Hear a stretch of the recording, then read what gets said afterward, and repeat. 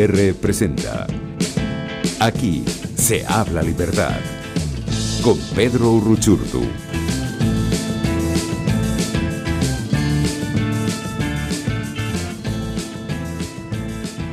Muy buenos días, amigos, bienvenidos a otro Aquí se habla libertad, como todos los jueves, acompañándoles por la señal de Radio Caracas Radio. Un gusto siempre estar en sintonía y poder estar en contacto con ustedes como cada programa. Recuerden que en la dirección general de la estación está Jaime Nestales, en la gerencia de producción Willy Zarcaya, en la producción Catherine Manzano y Justo Navarro, en los controles José Gregorio González y quien les saluda en la conducción Pedro Urruchurtu. Recuerden además que también pueden seguirnos a través de todas nuestras redes sociales, en Periscope, en Twitter, @RCR750, también a través de nuestra página web www.rcr750.com. Allí encuentran toda nuestra programación en vivo y en diferido 24/7, todos nuestros programas y contenidos, y por supuesto a través de YouTube en @RCR750 y por supuesto nuestro canal oficial.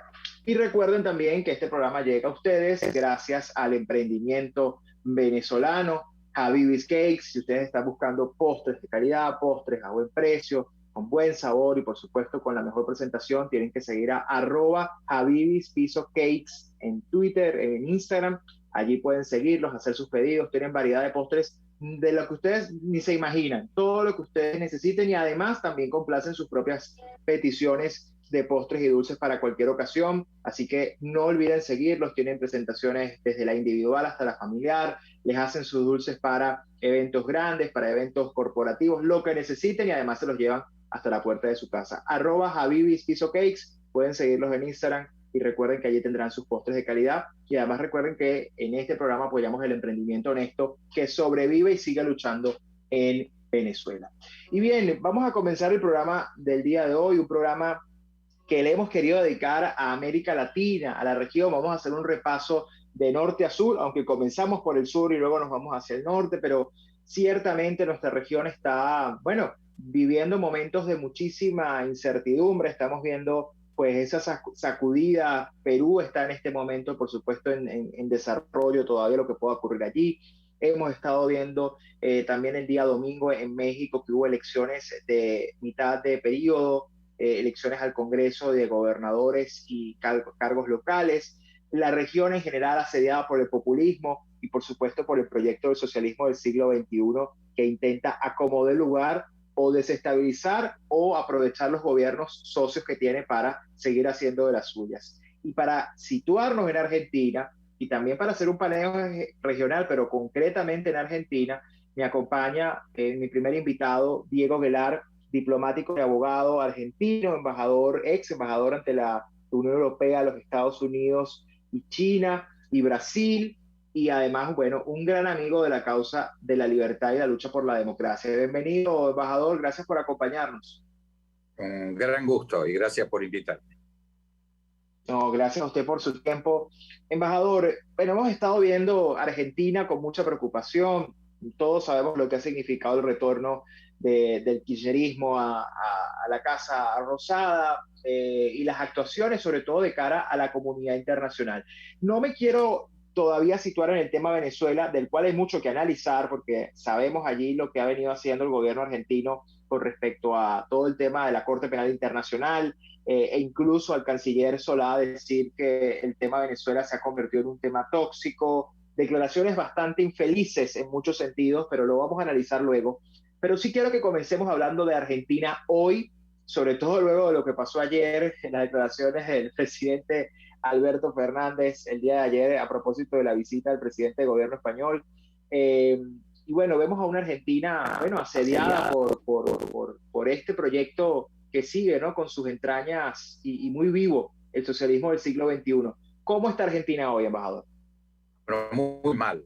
La situación, tanto en lo interno como en lo externo para Argentina, es muy crítica. Estamos con un proceso de 5% de inflación mensual y con todas perspectivas de crecer, porque hay un control de precios, congelamiento de tarifas. O sea, el 5% es una expresión de una hiperinflación contenida.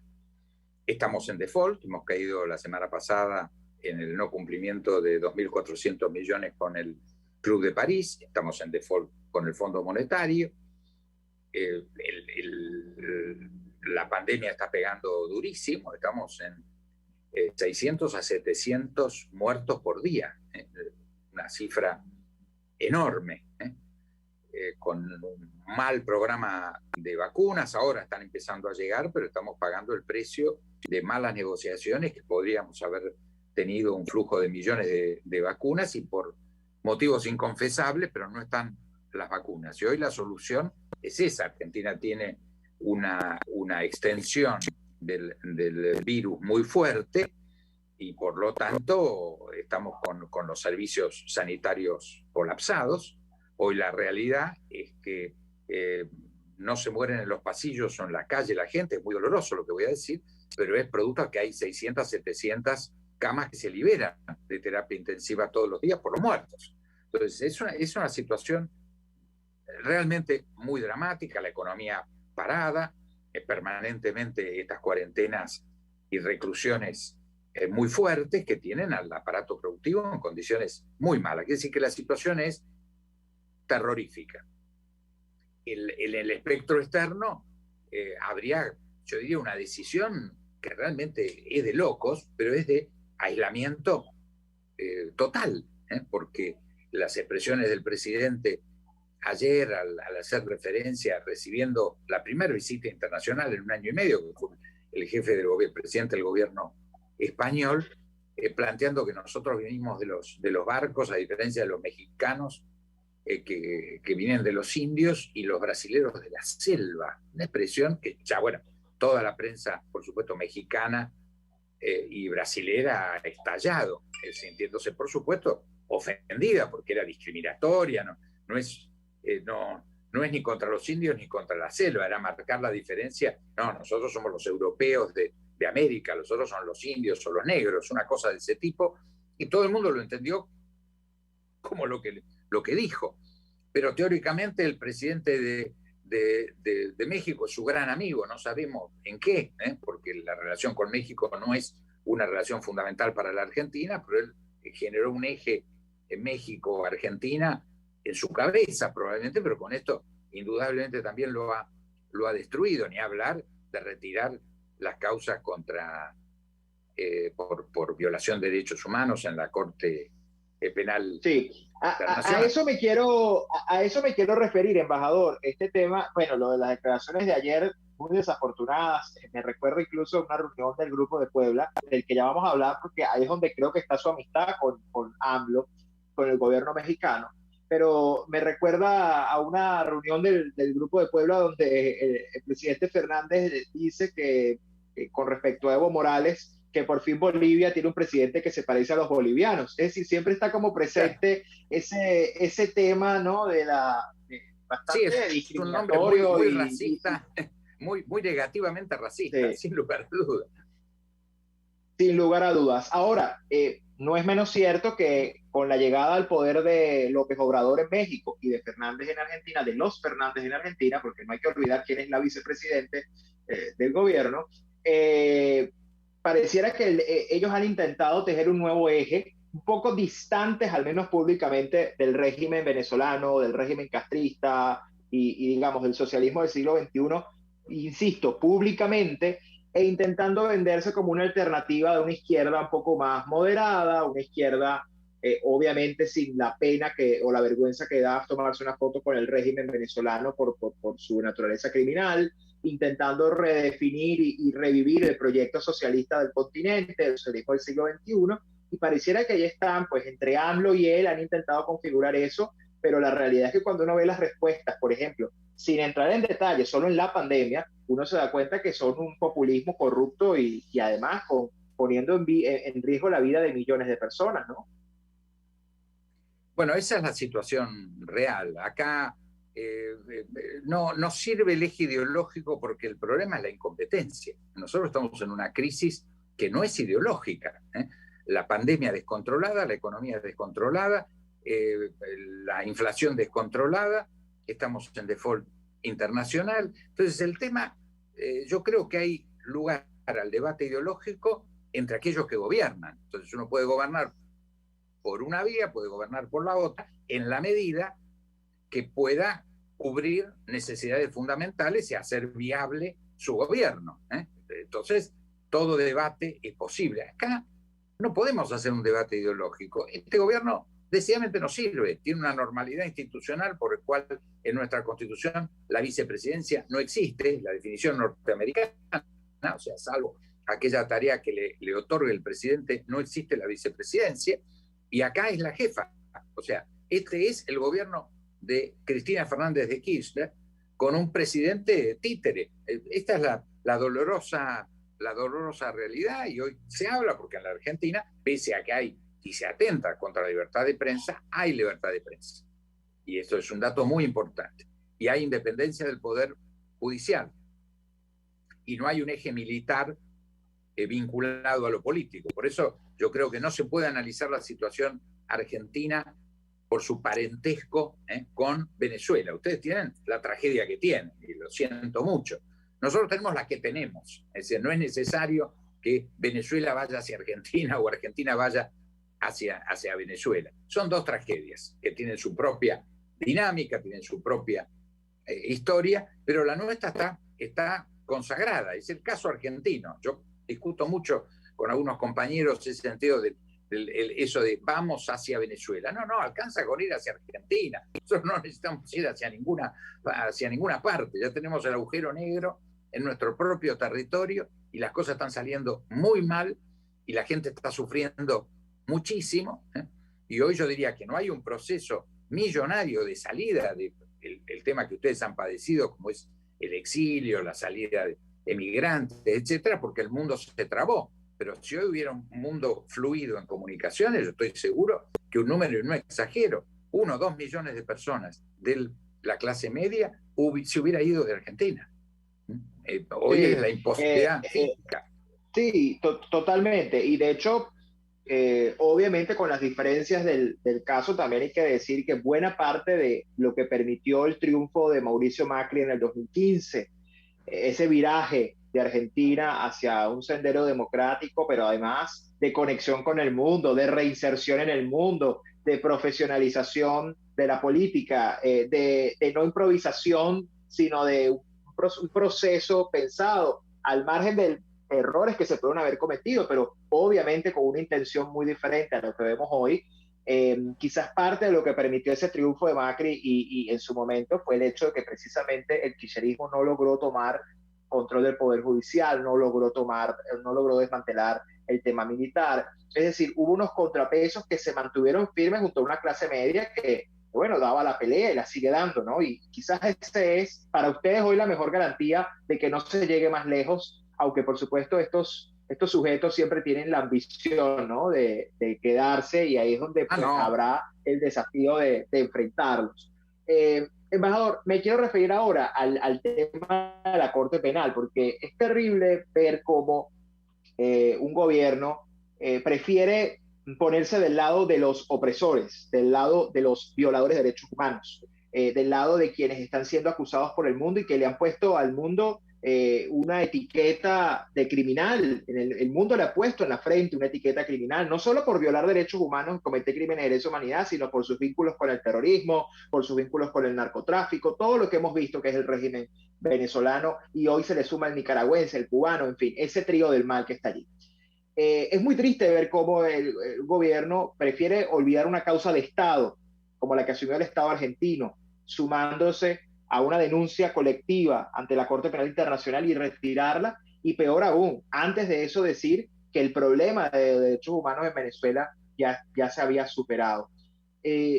Usted como diplomático, como representante del Estado argentino, como defensor de los intereses de Argentina durante tanto tiempo, ¿qué siente al escuchar este tipo de cosas que dejan tan mal parado a un país que se supone debería defender la democracia y los derechos humanos, que es algo elemental? Bueno, mucha vergüenza. Argentina sufrió entre 1976 y 1983 una dictadura que sea la más cruel del continente, caracterizada como violadora de delitos de lesa humanidad, y llegamos a algunas caracterizaciones judiciales a llamarlo genocidio. Con ese antecedente y la relación de solidaridad y de fraternidad que tuvo Venezuela en ese momento. Muchos miles de argentinos pudieron salvar la vida y encontrar una segunda patria en Venezuela. Es decir, que nosotros tenemos un vínculo de agradecimiento histórico con Venezuela. En ese contexto que hoy un gobierno democrático, porque tiene legitimidad democrática, no es resultado de un fraude, haga una cosa así como levantar cargos tan graves como los que la Argentina había planteado en la Corte Penal Internacional. Bueno, yo personalmente siento vergüenza, aprovecho la oportunidad para pedir perdón en nombre de la mayoría de los argentinos que coincidimos que el régimen de Nicolás Maduro es una dictadura sin ninguna necesidad de limitarla o ponerle elementos de acomodamiento a esa definición. Así que creo que es una cosa vergonzosa que la Argentina haya retrocedido tanto, y además es legítimo, porque en el mandato electoral yo estoy seguro que no está incluido esto. Si se hubiera hecho una consulta, yo diría, inclusive en el propio Parlamento, no hubieran tenido la mayoría para avalar en el Congreso una decisión de este tipo. Así que no solamente es una vergüenza, sino además es una decisión profundamente ilegal dentro del propio régimen argentino. O sea, creo que por eso estamos en una cuesta abajo, rodando hacia un precipicio, no hacia Venezuela. Yo en esto es por solidaridad con Venezuela. Creo que ustedes tienen suficientes tragedias como para además recibirnos a nosotros como paquete.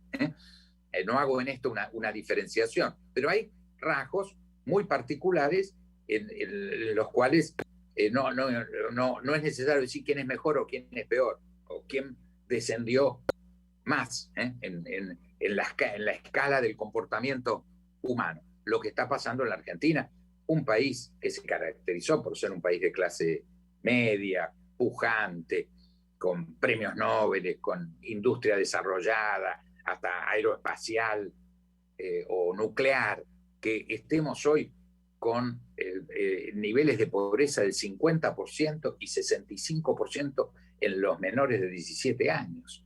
Esto era inimaginable. Cuando yo tenía 20 años, estoy hablando de la década de los 70, la Argentina tenía 3 o 4% de pobres y un índice parecido de desocupación. Es decir, haber retrocedido de esta forma es de una gravedad muy difícil de describir y realmente muy grave. Y en eso, desgraciadamente, yo soy muy autocrítico de nuestro propio gobierno, el gobierno de Juntos para el Cambio, que tuvimos la oportunidad en 2 elecciones, 2015 y 2017.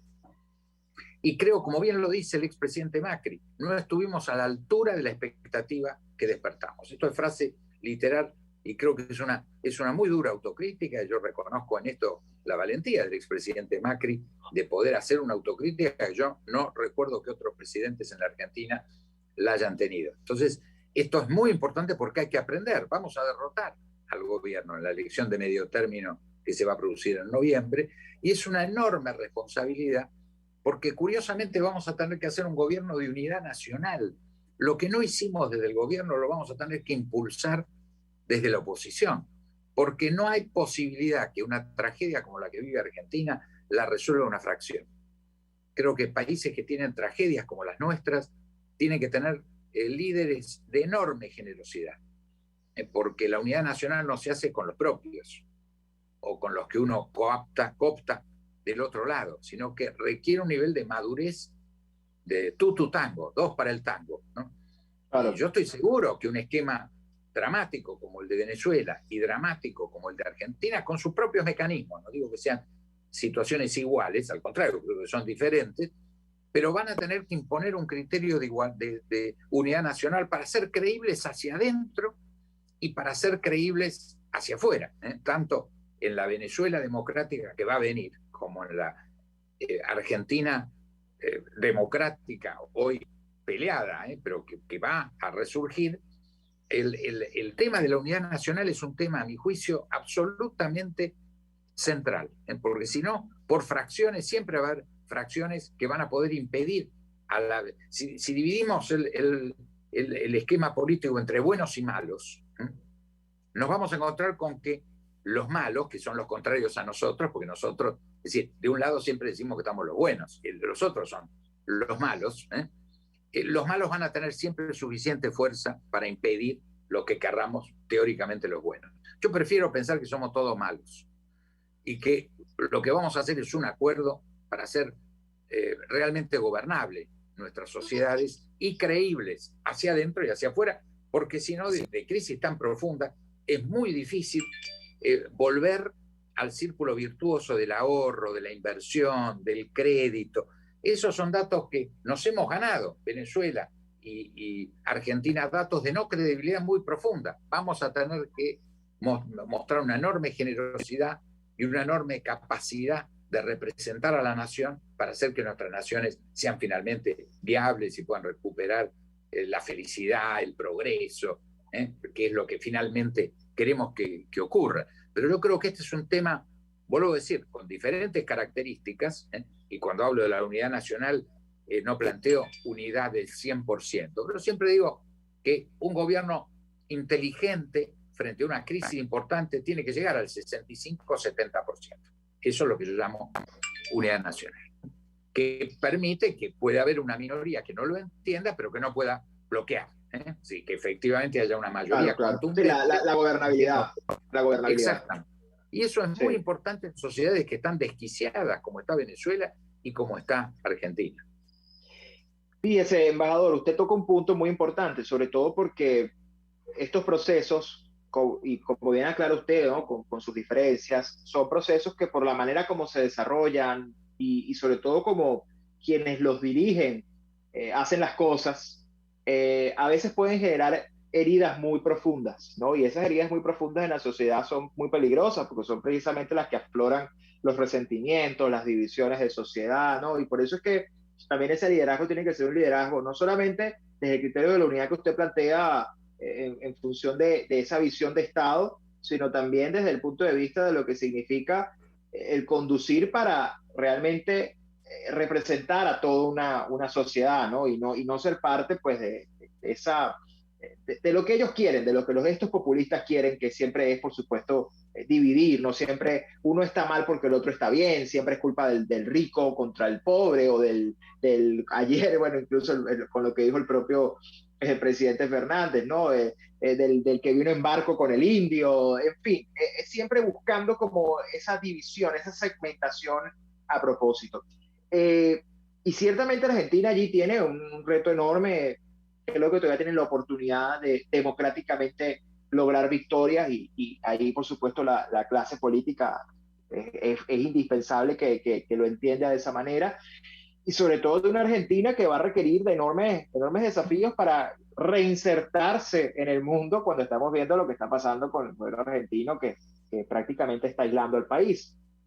Yo desde su experiencia como diplomático y como una persona que tiene tanto conocimiento de lo que ocurre en Argentina y también de lo que ocurre fuera de Argentina, habiendo estado en China, habiendo estado en la Unión Europea, habiendo estado aquí mismo en Brasil, habiendo estado, en fin, con esa visión, ¿cómo está percibiendo América Latina hoy, embajador? Estamos viendo una región muy convulsa, una región que está en una tensión pareciera entre dos visiones o dos maneras de ver el mundo y en el medio la gente, una gente que además golpeada por la pandemia, golpeada por el mal manejo, por la corrupción, por el descontento. ¿Cómo está viendo hoy América Latina? Sobre todo, y con esto cierro la pregunta, cuando el propio canciller argentino ha dicho, por ejemplo, en el reciente viaje que hicieron a Europa, el presidente Fernández y él, que el tema Venezuela se ha vuelto tóxico, lo cual para nosotros fue tremendamente ofensivo, pensar que le molestamos al mundo, ¿no? ¿Cómo está viendo la región hoy, embajador? Bueno, yo la veo muy balcanizada, muy fragmentada, ni siquiera en una puja de visiones, sino con una gran crisis de liderazgo. Finalmente no hay dos países que estén trabajando juntos. Hay realmente una gran falta de conducción. No hay líderes importantes. En la propia etapa donde estaba Chávez, Lula, Kirchner, la señora Bachelet, es decir, hubo un periodo de liderazgos importantes. Podrían no ser en la misma dirección, algunos en la misma dirección, pero había liderazgo. Hoy creo que para mí siempre hay un gran faltante, que es la situación brasilera. O sea, Brasil es el hermano mayor. Yo creo que Brasil, por su masa crítica territorial, poblacional, por ser vecino de todos nosotros, tiene una gran centralidad y una gran responsabilidad.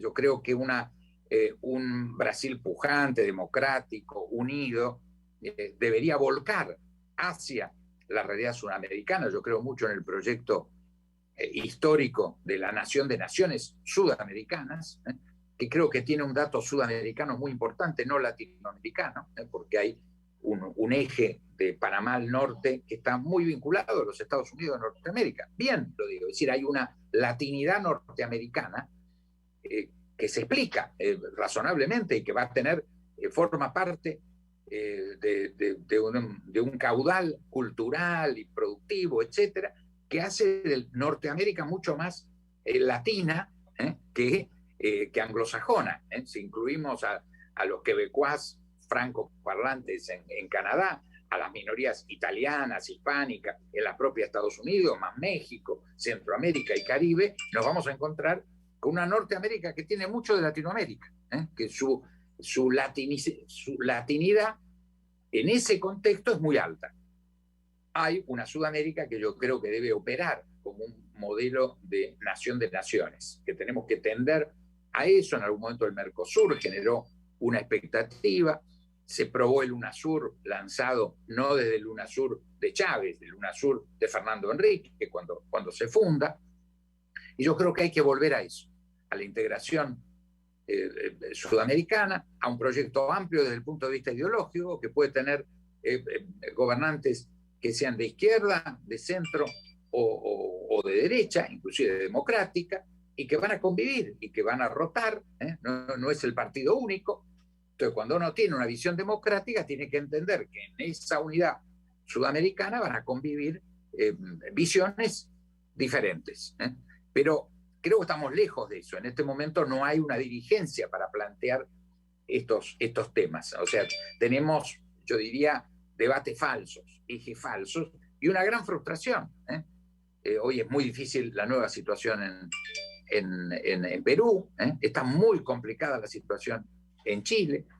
Uruguay quizás mantiene una especie de perla de gran articulación del sistema privado, del sistema público, la izquierda y la derecha. Es realmente ejemplar, no es que no tiene problemas, pero tiene ahí un germen de mostrar la viabilidad.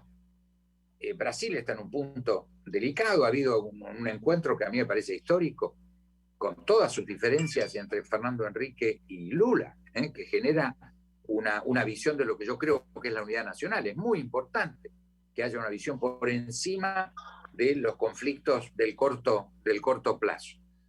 Pero hoy está todo muy verde, no se ve la situación colombiana, es una situación muy crítica en el campo político, es decir, hoy tenemos más problemas que soluciones. Hoy estamos más en el campo y Ecuador de los problemas.